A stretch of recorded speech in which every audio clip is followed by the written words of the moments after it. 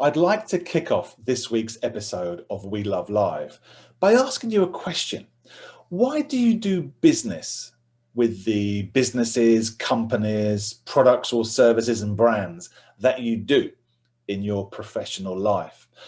Is it always because they're the best value, offer the best quality, or the best solution for your specific needs? Or actually, is it because you get on with the person socially who's representing them? I suspect it's a lot more of the latter than you might realize. And I think anecdotally, we can all think of situations when that's happened. Well, this week, I've got an insight from behavioral science that supports why meeting face to face may just help that connection happen. My name is Jonathan Bradshaw, and welcome to this edition of We Love Live.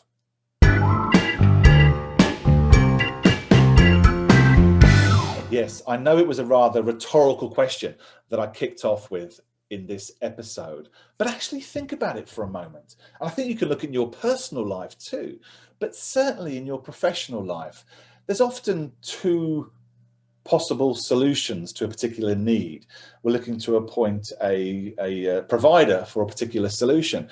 And certainly in those kind of scenarios, we can find ourselves leaning towards the person who we most like, if everything else is equal. But I'm also very sure that we often choose poorer products sometimes, personally and professionally, just because the person, their character, their personality is so good and we connect with them.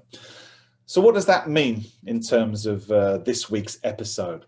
Well, the insight, as you'll know by now, is that we perceive more friendly cues when we meet face to face with other people.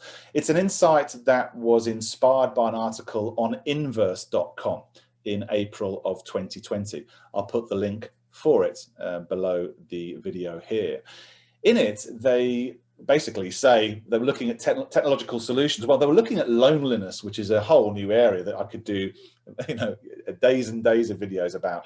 I've literally probably got 250 articles on the prevalence of loneliness in our society today, not just because of COVID, but just because the way the world is.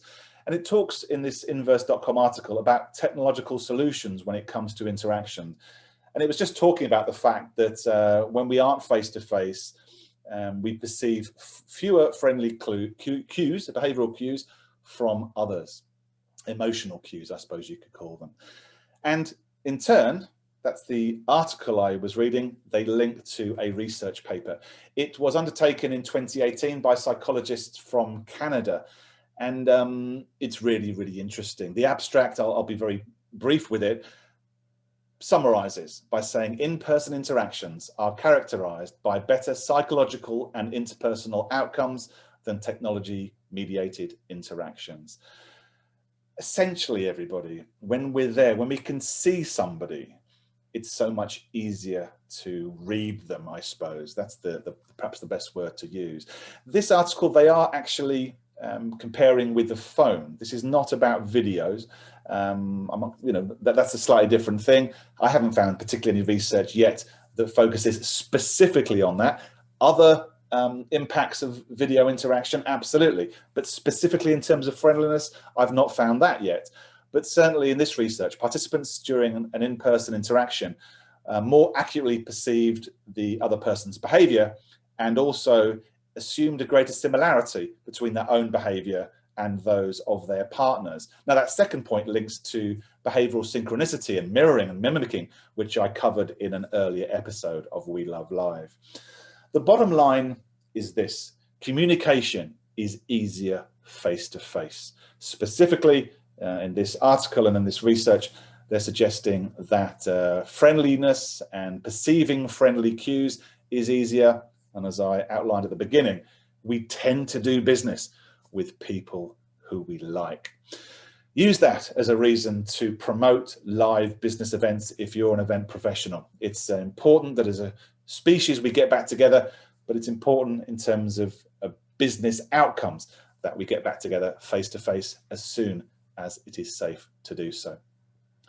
This is the 5th episode of We Love Live. I hope you've enjoyed all of them. I may be back for a second series if there is support from the meetings and events industry. But if not, I hope they've been of use. There's so many more of them. If you're an event professional, use behavioral science to promote the fact that when it comes to doing business, you cannot beat live events. I'll see you again very soon, I hope. But for now, stay safe. Take care. Bye-bye.